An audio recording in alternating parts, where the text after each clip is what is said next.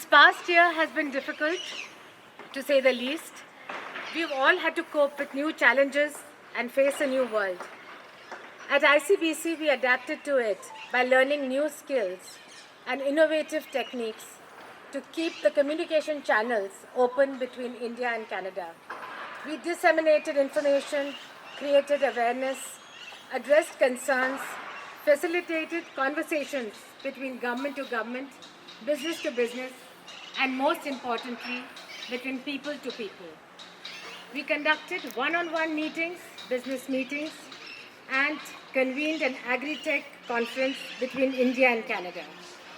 And all along, we kept our network growing. We kept improving it and growing it because our network is our network. It is you who is our network. And today, it is thanks to the support of each and every one of you that we have traversed this journey of the last 1 year. So today, let us celebrate our association, our relationship, and our achievements over the last 1 year. I would now like to present to you our journey through a video montage.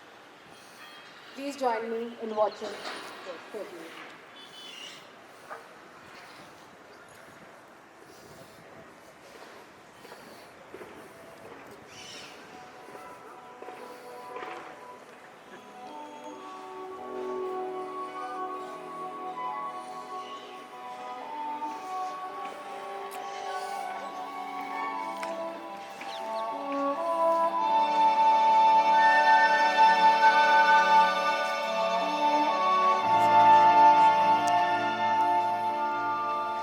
This year's event, the Honourable Minister from Canada for Public Services and Procurement, the Honourable Anita Anand. She was elected first in Parliament in 2019 and was thrust into a very critical role as Minister of Public Services and Procurement.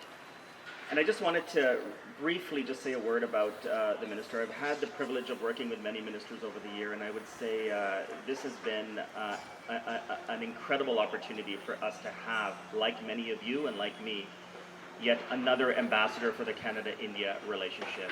She has been working tirelessly over the past year to lead a number of elements of Canada's response to the pandemic, whether it's procurement of PPE, and most recently, a significant leadership role in procurement of vaccines. She hails from Oakville. She's a scholar, a researcher, a lawyer, a mother, a community leader, but most importantly, she is somebody who is contributing to Canada's response and the world response to addressing the pandemic, saving lives, and working tirelessly with many of us here in India, as well as other places around the world, to really bring together something very special for Canada in addressing and combating the pandemic. I would say she represents the best fabric of Canadian society. We're very, very honored to have her in this leadership role, and we're very honored to have her say a few words this morning in Canada for this event for ICBC. So please join me in welcoming Honourable Minister Anita Anand. Thank you.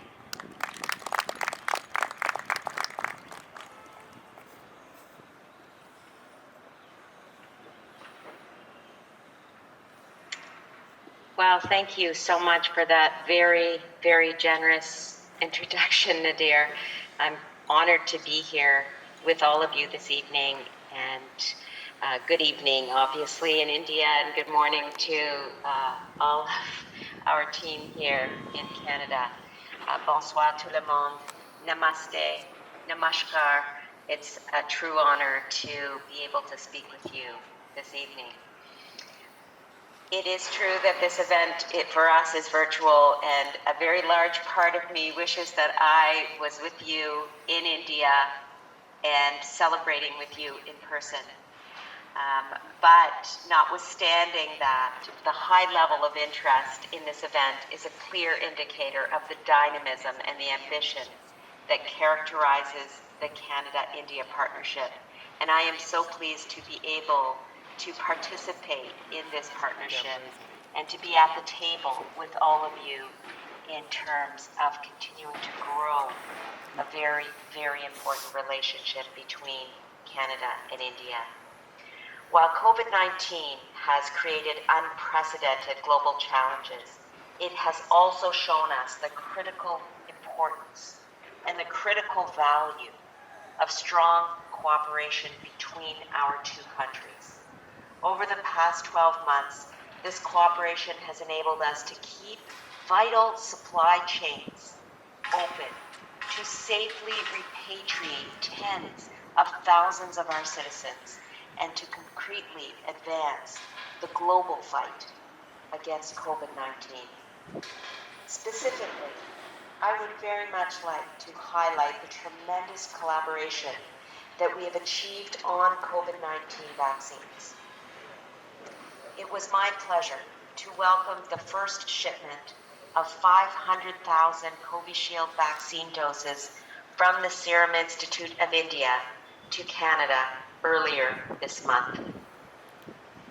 It was a true honor for me as an Indo Canadian woman myself to be there with those doses and to recognize the impact that India and the Serum Institute are having on the global fight against COVID-19. I would like to express my thanks to the Government of India and His Excellency Ajay Basaria for your support in this successful collaboration. Canada and India have the opportunity to build upon our strategic partnership, to position both our countries to emerge from this pandemic stronger and more resilient. It is important, and indeed more important than ever, for us to reinforce our collaboration to meet the challenges of today and tomorrow. The Canada-India bond is strong, even in my riding of Oakville, Ontario, where I attend Mandir regularly, or at least I did pre-pandemic. Now, of course, many of us have puja in our own homes and light our diyas and pray to make sure that this pandemic will one day come to an end. And many Canadians across this country, including the residents of my community of Oakville, were in India just a year ago at the beginning of this pandemic and amidst global shutdowns. Thanks to the tireless work of the High Commission staff from both the Indian and Canadian missions, thousands of Indo-Canadian families were reunited. And I would like to take a moment and thank His Excellency Nadir Patel, not only for that very generous introduction, but for his work and indeed the Foreign Service team at the Canadian High Commission for their dedication during these difficult times. Not only in terms of our negotiations during the deal with the Serum Institute, but also in terms of the work to repatriate Canadians and to continue to build our ties between our two countries. Canadians are very proud of the work that you are doing. The people-to-people ties between our countries has been built over generations and is embodied by the 1.4 million Canadians of Indian origin that contribute to Canadian society. Prime Minister Justin Trudeau often speaks about how diversity is our strength. And I am honored to be part of a family, my family, that is a reflection of that diversity embedded in Canadian society. Like so many Canadians, my parents were newcomers to Canada in the 1960s.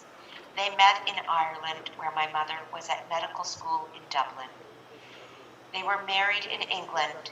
They lived in India and Nigeria before immigrating to a very small town called Kentville, Nova Scotia. It's a small rural town, but it was my home for the first 18 years of my life, where I was born. We were one of a very few South Asian families in the province at the time. But we came to love our town, our province, and our country as they opened the door to welcoming us as members of the fabric of this country. My own story of diversity is not limited to that of the Canadian identity. I am just as proud of my Canadian Nova Scotian roots as I am of being of Indian descent. My father comes from a Tamil family, the Iyer family in South India, and my mother is Punjabi, or was Punjabi prior to her passing away in 2014. And so in very many respects, as you can appreciate, they came from very different parts of India, different regions, different cultures, and still found a way to come together. And my sisters and I grew up in a household where we enjoyed eating both dosa and paratha. We celebrated elements of both cultures, and I am so proud to belong to both communities. I have relatives all over India now, and I can't wait till the pandemic is over and I can come back and see you all as well as my own family.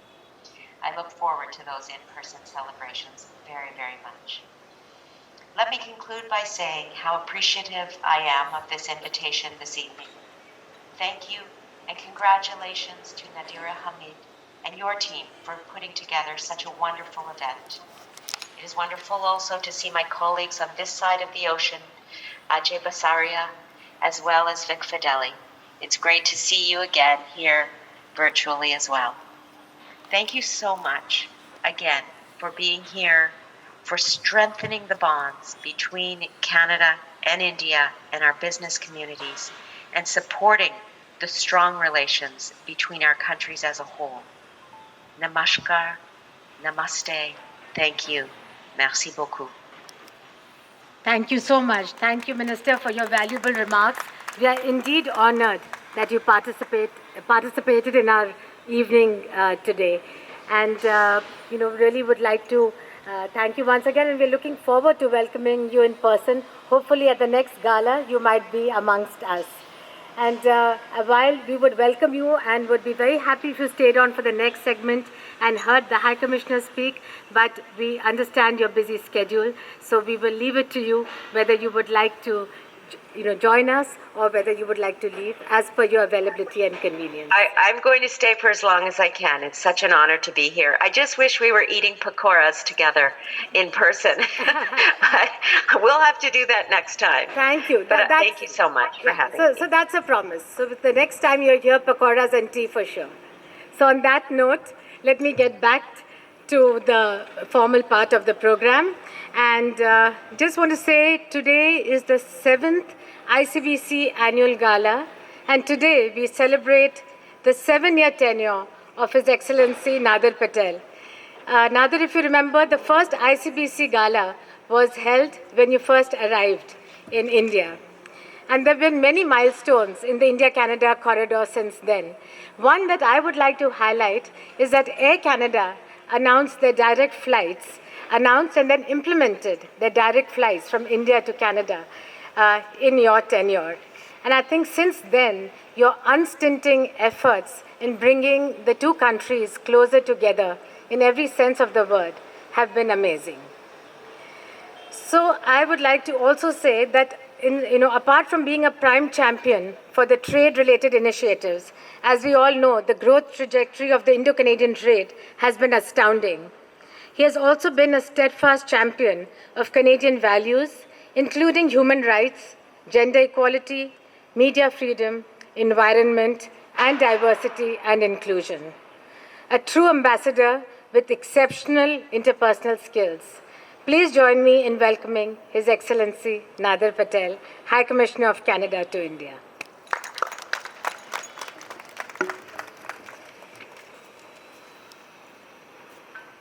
Thank you. Thank you very much, Nadira. Let me, first of all, say once again thank you to Minister Anand. Also acknowledge my counterpart in Ottawa, His Excellency Ajay Basaria. We'll hear from him in a second. Always great to collaborate with you at these events, Minister Fideli, and all of the distinguished guests that are here virtually and here in front of us in person as well. It's a great opportunity for this hybrid event. And in the past, we would do these without the virtual component, and so we're very fortunate that we're able to have ministers and others collaborate together to be able to take a few moments to celebrate the success and the important contribution of the Indo Canada Business Chamber. Let me just start off by picking up on some of the things that Nadira has just touched on. So yes, this is my 7th ICBC Gala, and I remember them all. I will share with you that this will be my last gala as High Commissioner. Not necessarily my last, like Minister Anand. I look forward to coming back and eating some pakoros with you, but this will be my last as Canadian High Commissioner. And I wanted to take a moment to just share a few thoughts. At these events, usually I'm sort of highlighting all the various successes we've had over the last year in terms of trade, investment, and other related commercial relations.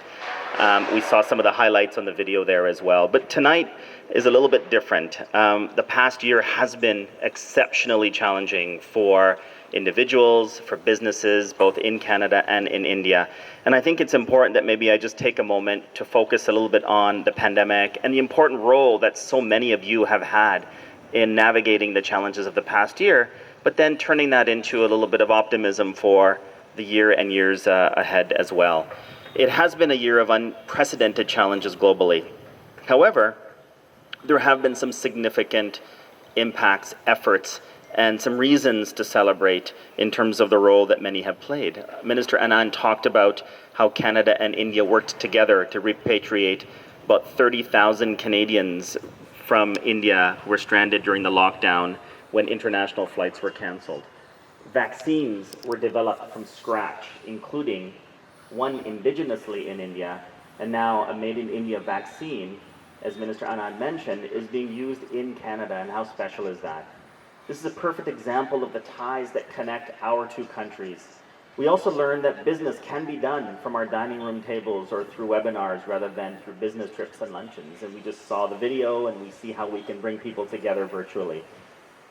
Each of your companies have adapted as well. I've heard stories of how Canadian firms in India have pivoted to support the battle against COVID-19, switching production to start producing PPE for export or adapting to a new reality without travel, doing business differently, yet achieving commercial success through some challenging times. Others have found a way to continue paying their Indian staff through one of the world's strictest lockdowns and navigating how to support their ongoing employment despite some challenges. Some have maintained operations in essential services like the food and transportation industries and, of course, the healthcare ecosystem as well. Others, including major investors in Canada, have found ways to shift their workload to take better advantage of offshore teams. Now, it's important to recognize that there's been one constant throughout some of those successes, and that's the very, very important role that business chambers in Canada and in India play in helping navigate some of these challenges, and the Indo Canada Business Chamber is among those prominent leaders. ICBC continued to maintain contact with many Canadian exporters and Indian investors throughout the lockdown, when travel was impossible, building people-to-people connections that are the foundation of business ties. ICBC played an important and critical role in tracking the impact of COVID-19 on Canadian businesses and the business community. The Chamber provided early information about which sectors were struggling, how lockdown measures affected some firms more than others, and which Indian investors in Canada needed to facilitate business travel or address other challenges. You also shared a very timely budget briefing session, which benefited all the members of the Chamber as well. ICBC also provided a lot of continuity for the bilateral trade relationship. You facilitated high-level exchanges and webinars, which included ministers and other high-level interlocutors with key contacts throughout the pandemic, which supported the bilateral relationship. During the 7 years that I have spent here in India, I've seen ICBC rise to just about every challenge, and you've promoted diversity, ensured women in business had a seat at the table, supported our high-level visits, provided the much-needed continuity to a business community that has come to rely on you and all of us. I have countless examples, stories, and memories of working together with ICBC as a team as we marched on the incredible journey of growth in the Canada-India relationship and people-to-people ties. So as we look forward, as we complete a very challenging year since the lockdowns were first announced in India and elsewhere in the world, we find ourselves at a little bit of a crossroads. Things are slowly returning to the way they perhaps were before the pandemic, but many things have changed and will continue to be changed forever or for a very long time. I do believe that there are many challenges that remain for the business community, and many more will come. For example, businesses will have to figure out how to adapt to the new reality of a globalized world with restricted travel and entry into some countries. Similarly, we'll have to deliberate on how India and Canada can promote self-sufficiency while also celebrating our important partnerships. But as I prepare to sort of exit, and I wanted to leave you with just a few messages. First of all, there are a lot of opportunities here despite the challenges, and those opportunities are not going to go away. In fact, they're going to continue to rise, to amplify. I remain very, very optimistic about the future of the Canada-India commercial relationship and the relationship as a whole. I really believe, based on my observations of having been here for the time that I have, India is one of the highest potential markets in the world, and our relationship with India matters greatly, and we will continue to invest heavily in that relationship.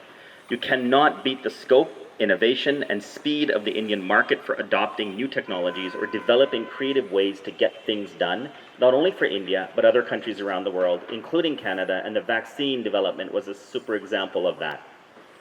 The business community also needs you now more than ever before. This is a challenging time, a lot of change, as I said, but your hands-on experience, not only as a chamber, but as business leaders in Canada and in India, will be critical to not only navigate the recovery, but also expand the relationship. And I look forward to challenging you and counting on you to find a new way of engaging, thinking creatively, working with us as trade commissioners and diplomats for the benefit of both sides of the relationship.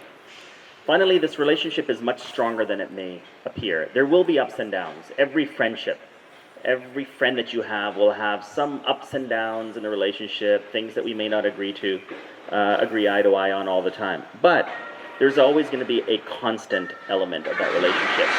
And that is the people-to-people links, the business-to-business links, and the deep-rooted ties that are long-standing will not go away. There will be pride of Canada in India, and there will be pride of India in Canada, and that won't change. And it's that pride and that commitment to the relationship that will navigate the ups and downs. We won't be sidetracked by one or two issues. We will always keep our eye on the long ball. And I think that's really what truly defines the Canada-India relationship. These ties, all of you, your companies, your projects, and your partnerships. It's the informal ambassadors in this crowd, all of you, our ministers back home, those that are on the line virtually, people who won't hesitate to speak up about how Canada is a better place because of India and how India can benefit with Canada here as well. So as I prepare to start thinking about my exit plans, I wanted to ask you to step up and be that ambassador, and we'll have many more High Commissioners here and High Commissioners in Canada from India, but all of you can play a role in being that ambassador and helping contribute to that growth in the relationship. Keep telling the story of the relationship, keep building these ties, keep fighting for the ongoing growth of this relationship, because it matters to all of us here in India, it matters to all of us in Canada, and in the long run, I think we're all better for it. We can do much, much more together as two countries than we can if we go it alone individually. And we've seen that through many examples over the past year with respect to the pandemic. I wanted to close off with just a couple of brief comments. First of all, Nadira mentioned flights. So I've been very, very fortunate that I think the first month of my arrival, we announced the first Air Canada flight between Delhi and Toronto. It had nothing to do with me, I'm sure, but I was very glad to be part of it. Then, of course, Delhi, Vancouver, Mumbai, Toronto, and I'm very pleased to share with you some news that I've heard recently that I've been given the green light to announce that there will be in the coming months a Montreal to Delhi flight announced as well, which is fantastic news. So as I prepare to exit, it's really special to be able to be a part of these links, because that's what brings countries closer together. And of course, Air India is also flying to Canada as well, and so those links are really critical. And when the recovery happens and travel opens up again, I can see a lot of reason to celebrate in person.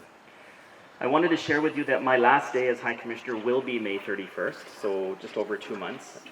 We will have an opportunity to share some messaging in terms of observations from the last several years, the growth in the relationship, where we came from, where we're at, and where we think we're going to go. There will be an opportunity to see some of you and wish you well.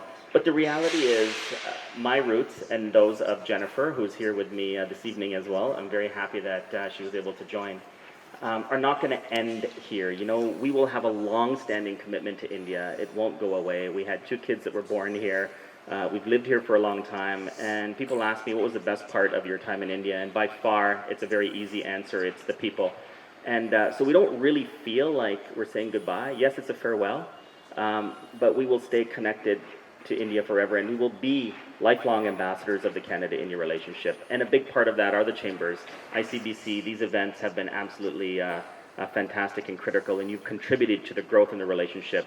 So with that being said, thank you so much for listening, for joining this evening, this morning, and we look forward to this being another example of many opportunities to grow the relationship even further. Thank you very much.